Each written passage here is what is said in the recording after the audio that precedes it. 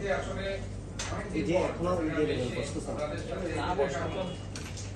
ভালো লাগছে। আপনাদের সবাইকে শুভেচ্ছা।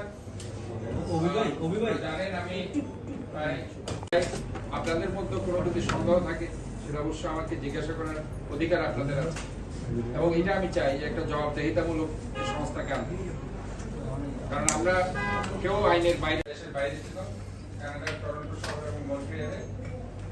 তো ওভারঅল আমার যে সময়কাল সেটা আমি থাকি আপনাদের সাথে সেখানে আসছি, আমি দেখেছি। আর যেটা আমাদের বিপ্লব উদ্যান পার্ক আছে সেটা নিয়েও কয়েকটা সংবাদ আমার চোখে পড়েছে। তো সব মিলিয়ে এই জিনিসগুলো আমার মনে হয় ঢাকা অবস্থায় হয়েছে। বিশেষ করে একটা 3 বছরের শিশু বাচ্চা নালাতে একটা সার্ভিস ড্রেনে পড়ে উনি বাচ্চাটা মারা গেছে হালি শহরে। সেটা একটা ঘটনা আছে। আরেকটি ঘটনা আমি দেখলাম যে ময়লা নিয়ে, বিভিন্নভাবে ময়লা নিয়ে কিছু কথাবার্তা।